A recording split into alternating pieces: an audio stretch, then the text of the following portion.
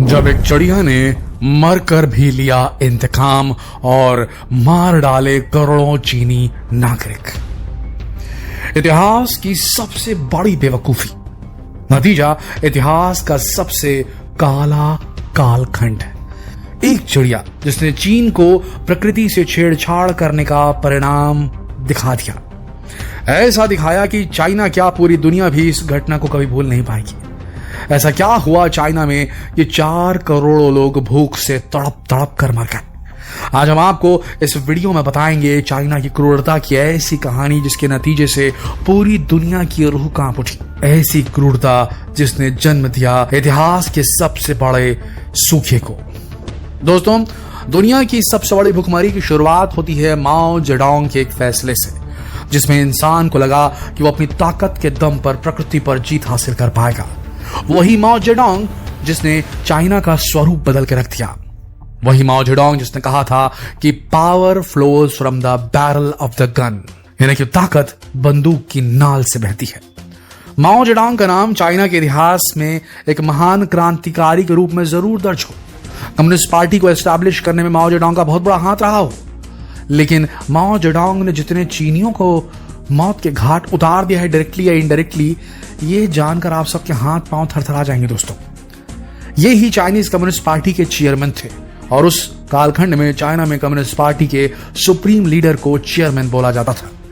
China की communist party की शुरुआत अच्छी नहीं थी। कई तरह के पॉलिटिकल चेंजेस से चाइना को गुजरना पड़ा था। चाइना उस समय बहुत वीक कंट्री थी, इसलिए कम्युनिस्ट पार्टी का सबसे बड़ा उद्देश्य था चाइना को इकोनॉमिकली और सोशली आगे लेकर जाना और साथ ही हेल्दी चाइना का निर्माण करना, हेल्दी एंड वेल्दी चाइना। ये हम सन 1950 से 1970 के बीच की बात बता रहे हैं आपको। चाइना को एक हाइजीनिक कंट्री बना देना चाहते थे जो थे माओ जेडोंग, क्योंकि बीमारियां और गंदगी उन्हें पसंद नहीं थी।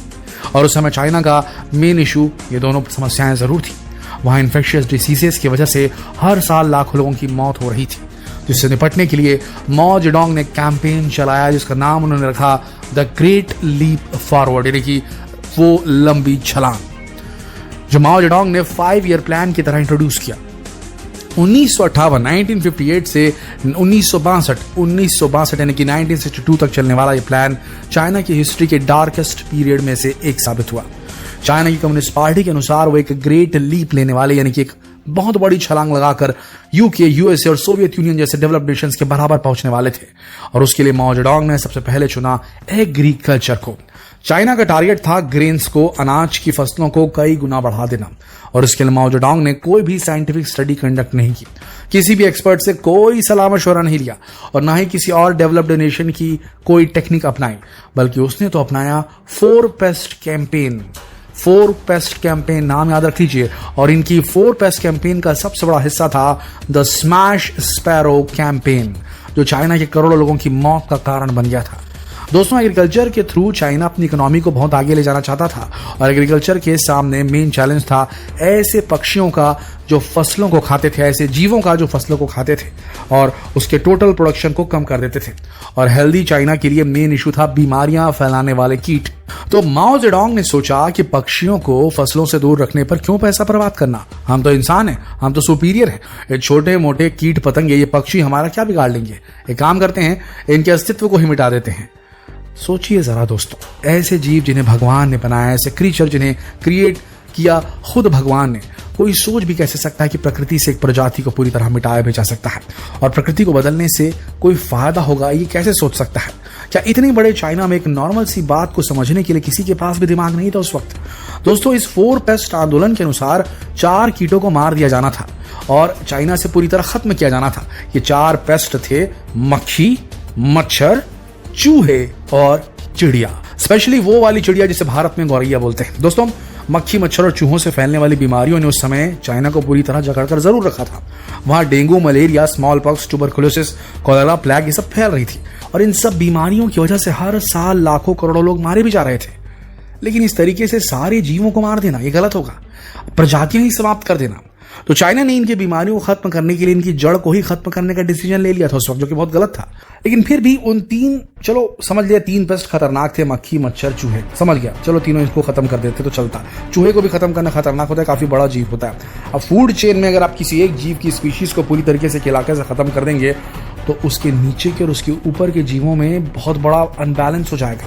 उन जीवों की तादाद बढ़ जाएगी जिनकी तादाद नहीं बढ़नी चाहिए, क्योंकि ये जीव भी किसी चीज पर पलते तो थे ना, किन्हीं चीजों को खाकर जिंदा तो रहते थे ना। सबसे बड़ी गलती उन्होंने ले ली, डिसीजन जो ले ली वो थी चिड़िया को, गौरैया को, स्पैरो को खत्म करने की। दोस्तों चाइना को, वहां कम्युनिस्ट पार्टी को कहीं से आंकड़ा मिल गया, ये डेटा मिल गया कि एक चिड़िया हर साल 4 किलो अनाज, खासकर गेहूं खा जाती है। तो देश में कितनी चिड़ियाएं होंगी उसका अंदाजा लगाया जाए और फिर कंक्लूड किया जाए कि किसान जो अनाज उगाता है उसमें से कितने किलो अनाज चिड़िया खा जाती है। तो इससे तो इकोनॉमी को बहुत बड़ा लॉस हो रहा है। तो चिड़िया को भी देश से खत्म कर दो, ये उन्होंने प्लान बनाया।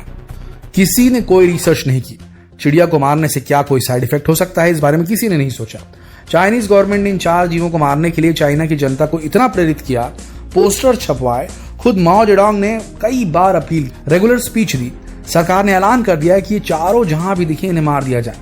अब मच्छर, मक्खी, चूहों को तो लोग पहले भी मार देते थे, लेकिन चिड़िया को अब लोगों ने एक शिकार के रूप में देखा और उन्हें लगता कि उन्होंने बहुत बड़ा शिकार किया है, बहादुरी का काम किया है। बच्चे गुलेल से चिड़िया को निशाना बनाने लगे, बड़े लोग बंदूकों से। बात यहां तक पहुंच गई कि जो भी ज्यादा चिड़िया मार कर लाएगा उसे स्कूल में प्राइज मिलेगा। पूरा देश जब इस काम में जुड़ गया तो एक साल में लगभग 1 अरब स्पैरोज को, चिड़िया को मार दिया गया, 1.5 अरब चूहों को मार दिया गया, 10 करोड़ किलोग्राम मक्खियों और 1 करोड़ 10 लाख जो है किलो मच्छर मार दिए गए। इससे